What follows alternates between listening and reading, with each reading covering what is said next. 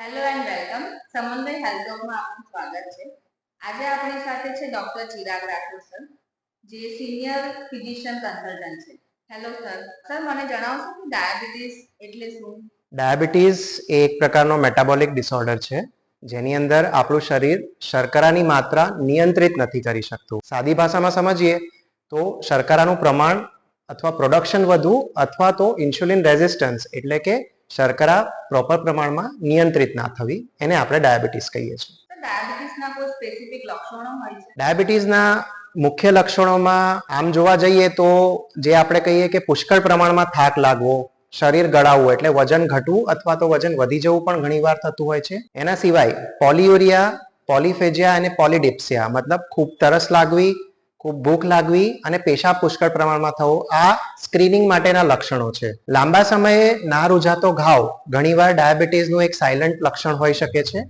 આના સિવાય ચેતાતંતુ પર અસર થવી, જેના કારણે હાથ પગમાં જણજણાટી થવી, પગે ગાદી પર ચાલતા હોય અથવા ખાલી ચડતી હોય એવી રીતનું થવું, આંખોમાં કેટરેક્ટ જલ્દી ઉંમરમાં આવી જવું અથવા વિઝનમાં લોસ થવો, કિડની પર અસર થવી અને સ્ક્રીનિંગ આપણે કરાવી એના કારણ માટે તો ડાયાબિટીસ આવો, આ બધા લક્ષણો પણ ડાયાબિટીસના લક્ષણો હોઈ શકે છે। ડાયાબિટીસ માટે કોઈ અલગ અલગ પ્રકારના રિપોર્ટ કરાવવા પડતા હોય છે?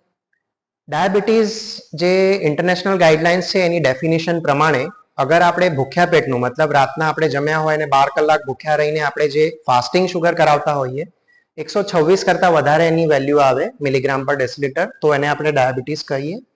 અથવા PP2BS એટલે 75 ગ્રામ ગ્લુકોઝ અથવા 84.5 ગ્રામ આપણું નોર્મલ ગ્લુકોઝ અથવા 75 ગ્રામ એનહાઇડ્રસ ગ્લુકોઝની સાથે 2 કલાક પછીનો PP2BS નો રિપોર્ટ અગર 200 થી વધારે આવે અથવા તો પછી રેન્ડમ બ્લડ શુગર 200 થી ઉપર આવે એની સાથે લક્ષણો હોય, અથવા HbA1c જે 3 મહિનાનું એવરેજ શુગર હોય એની વેલ્યુ 6.5 કરતા વધારે આવે તો ઇન્ટરનેશનલ ગાઈડલાઇન્સ પ્રમાણે આપણે એને ડાયાબિટીસ કહેતા હોઈએ છીએ। તો ડાયાબિટીસને કંટ્રોલ કરવા માટે શું કરવું જોઈએ?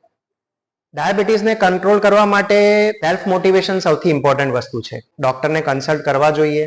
આમાંથી જે ઉપર જણાવેલા લક્ષણોમાંથી કોઈ પણ લક્ષણો હોય, કેમ કે સ્ક્રીનિંગમાં જ ડાયાબિટીસ આપણને ખબર પડશે કે લાઇફસ્ટાઇલ ચેન્જીસ, એમાં પર્ટિક્યુલરલી ડાયટ પર ધ્યાન આપવું જોઈએ। સો ડાયટરી મોડિફિકેશન, મેજોરિટી કાર્બોહાઈડ્રેટ્સ અને શર્કરા એટલે શુગર્સ એ બંનેને આપણે ડાયટમાંથી અવોઇડ કરીએ, પોર્શન કંટ્રોલ કરીએ, આપણે પ્રોટીનનો પોર્શન વધારીએ, તો આ ડાયટની વાત થઈ। એની સાથે એક્ટિવ લાઇફસ્ટાઇલ, એરોબિક એક્સરસાઇઝીસ અથવા brisk walking 35 minutes a day 5 days a week, એની સાથે ઘણીવાર વેટ ટ્રેનિંગ પણ હેલ્પ કરે છે।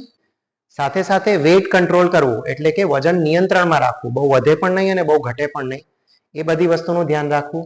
સો ડાયાબિટીસ એક લાઈફ લોંગ ડિસીઝ છે, ક્યારેય શરીરમાંથી નીકળતો નથી। જે આપણી માન્યતા છે કે ડાયાબિટીસ નીકળી જાય છે શરીરમાંથી, એવું નથી હોતું। સો ડોક્ટરનું સાથે સમયાંતરે કન્સલ્ટેશન અને આપણી લાઈફસ્ટાઈલમાં ચેન્જની સાથે કોમ્પ્લિકેશન પ્રિવેન્ટ કરીને આપણે હેલ્ધી લાઈફસ્ટાઈલ જીવી શકીએ છીએ।